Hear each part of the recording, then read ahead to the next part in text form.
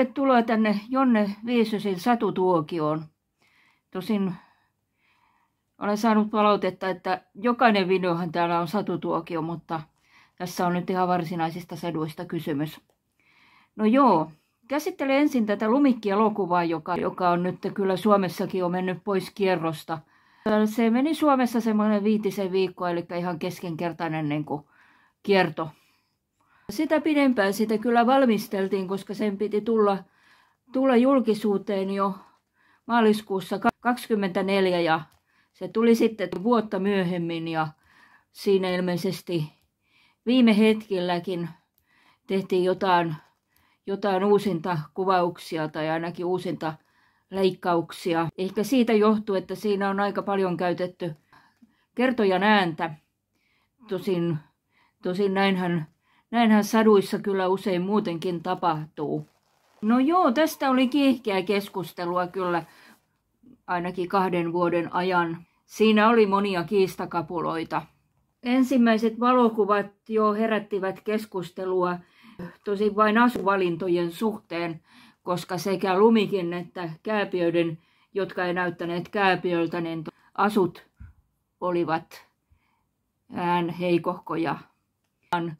Kääpiöt tehtiin digitaalisesti, mutta sitten siinä tuli toinen joukkio kyllä, jotka oli näitä kapinallisia. Ja ehkä eniten sitä keskustelua syntyi tämän päänäyttelijän Rachel Zeglerin lausunnoista, jotka kyllä olivat hieman omituisia, koska tavallisesti kun näyttelijät tekee PR-haastatteluja, niin he kehuu ummet ja lammet sitä tarinaa, missä he ovat mukana, mutta Rachel ei tähän sortunut sitten. Täytyy sanoa, että nyt varsinaisesti mitään uutta sanonut, mutta hän kyllä esitti sen niin omituisella naamalla ja niitä naamanilmeitä riitti, että kyllä varmasti kaikki tulivat tietämään, että mitä mieltä hän oli. Sanottakoon nyt näin, että maailmassa on kyllä tehty satoja, ellei tuhansia Lumikki-elokuvia ja sitten on vielä nämä teatterikappaleet ja monissa niistä on menty ihan sanasta sanaan ja sitten usein on otettu vähän enemmän vapauksia ja eikä niistä nyt ole yleensä hirveätä halota tullut, että esimerkiksi teatterissa ihmiset oikeastaan olettaakin, että siinä on vähän tämmöistä nykypäivän perheelle sopivaa materiaalia, mutta tässä on tietysti se, että tämä oli nimenomaan tällainen Disneyn live-aktio-versio, jonka sitten ajateltiin, että sen pitäisi enemmän seurailla tätä klassista animaatioelokuvan juonta. Näitä live-versioitahan on nyt tullut monien vuosien ajan jo. Niissä on ollut vaihteleva vastaanotto, mutta no ei niistä nyt hirveästi kehujakaan tullut, mutta välillä niistä on kyllä pidettykin ja välillä on niissä ollut joku näkemys ja välillä ne on taas ollut enemmän seuraillut sitä alkuperäistä. Mutta tämä on kyllä varmaan ollut rankin keskustelu, mitä näistä live-versioista on tullut. No niin, suurin osa siitä arvostelusta koostui niin kuin kuitenkin kritiikistä Rachel Zegleria kohtaan ja häntä ehdotettiin erilaisia muita pääosan esittäjiä ja tietenkään näitä ehdotuksia ei hyödynnetty. Ja sitten tätä juonta, joka oli kuulemma woke. No, menin sitä sitten katsomaan ensimmäisenä päivänä, koska vähän ajattelin, että koska sitä oli niin monta kertaa niin povattu, että se vedetään teattereista tai ei ehkä koskaan julkaista.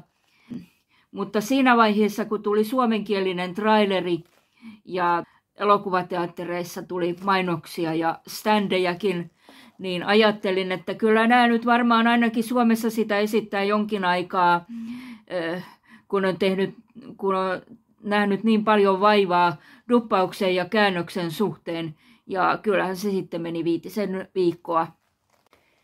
No, ei se nyt kyllä ollut mitenkään hassumpi, joskaan ei mitenkään taianomainenkaan. Niin sekä Hesarissa että Turun Sanomissa sitä pidettiin vähän niin kuin turhana uusintaversiona, mutta molemmat kehuivat kyllä Rachel Zegleria.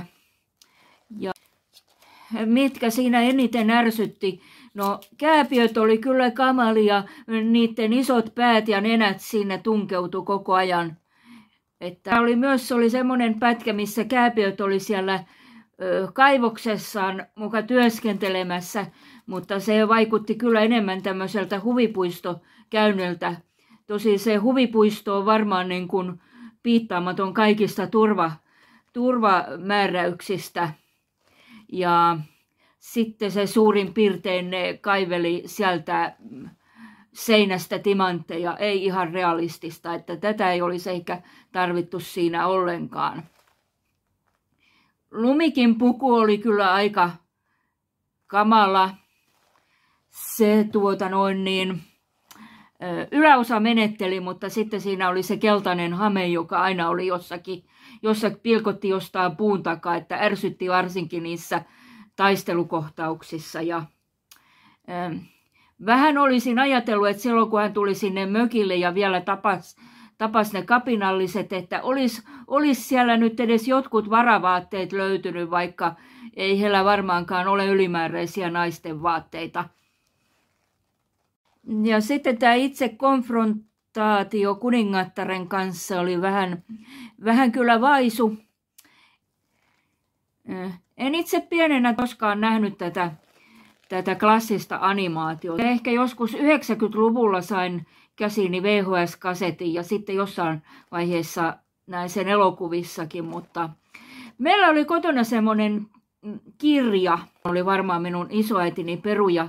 Se oli hyvin semmoinen pienikokoinen, pieni sivukoko. Mun aikana oli jo täysin niin kuin irtolehti painossa. Siinä oli narut päällä ja siinä oli semmoisia mustavalkoisia piirroskuvia, jotka oli jo 3 sukupolven värittämiä.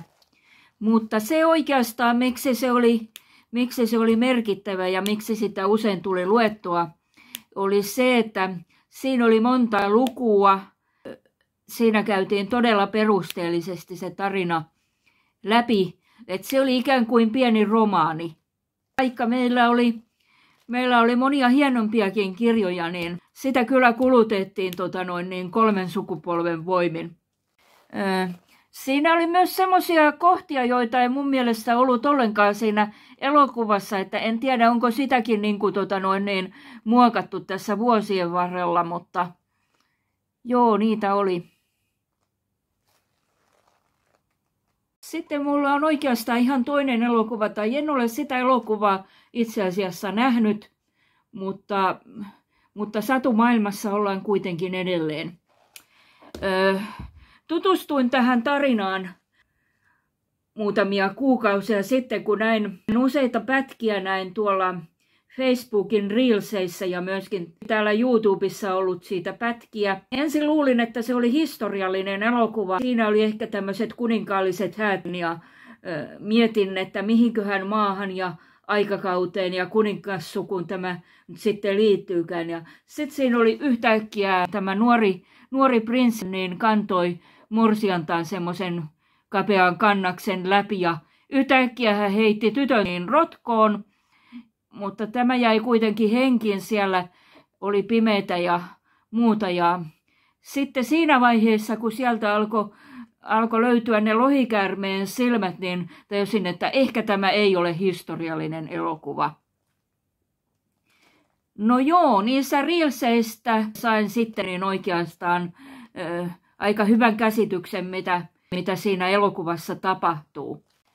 Siinä on tämmöinen valtakunta, joka ulospäin näyttää hyvin tämmöiseltä valoisalta ja hyvinvoivalta, mutta siellä on sitten ollut tämmöinen perinne, että kerran vuodessa prinssi nai ei ainoastaan yhden, vaan kolme morsianta, joista sitten tulee prinsessoita ja heidät sitten uhrataan tänne lohikäärmeelle. Ja tämä on tämmöinen perinne, joka on jatkunut 800 vuotta.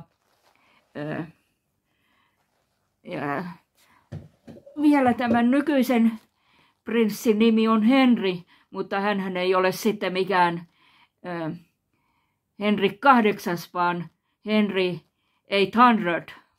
Siellä valtakunnassa on sitten erikseen on tämmöinen nainen, joka matkustelee ympäri maailmaa ja etsii tämmöisiä köyhiä valtakuntia, joilta lirkuttelee näitä morsiammia, ja sitten he lähettävät avustuksia sinne maahan, ja näin myöskin tämä päähenkilö Elodie päätyy kohtalonsa. Nyt kun on olemassa kirja, niin voisi kuvitella, että se elokuva niin kuin perustuu tähän kirjaan. Mutta ei, tämä kirja perustuu elokuvaan, mutta ei siihen viimeiseen versioon, vaan erääseen varhaisempaan käsikirjoitusversioon. Tavallaan jännittävää, että kun alkaa lukea tätä, niin tavallaan on tietty käsitys, mitä siinä tulee tapahtumaan, ja etsii tavallaan näitä pahaenteisiä merkkejä jo täällä alkuvaiheessa. Ja kyllähän niitä löytyy.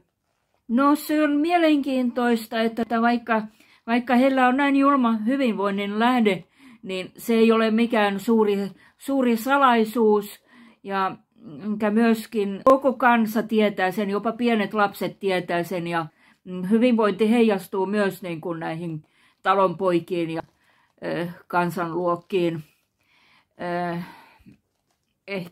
Ehkä sananvapaus on vähän hakusessa, mutta muuten kenelläkään ei ole valittamisen aihetta. Elodie seikkailee sitten luolassa ja yrittää vältellä lohikäärmettä ja onnistuu siinä aika pitkään, mutta viimein hän päättää kohdata tämän silmästä silmään, ja loppujen lopuksi siitä tulee hänen liittolaisensa. Siellä on myös nämä aikaisemmat uhratut ovat piirtäneet merkkejä luolan seiniin. Ja hän saa selville, että ne ensimmäiset prinsessat ovat oikeastaan petkuttaneet lohikäärmettä, koska Victoria on myrkyttänyt itsensä, ja sitten kun lohikäärme on syönyt hänet, niin sekin on kuollut. Ja se on tämän nykyisen lohikäärmeen äiti. Elodie onnistuu kuitenkin solmimaan jonkinlaisen yhteyden siihen lohikäärmeeseen, ja sitten upeassa loppukohtauksessa tuo rähjäisenä saapuu uudelleen sinne linnalle, missä on uudet häät meneillään, ja kuningatar ja prinssi katsovat häntä alentuvasti, ja kuningatar sanoi, että vaikka oletkin selvinnyt jotenkuten sieltä luolasta, niin älä luule, että me pelkäämme sinua, ja Elodie vastaa, ei teidän minua tarvitse pelätä. Ja sitten hän marssii ylväänä ulos sieltä lohikäärmeen seuraavana.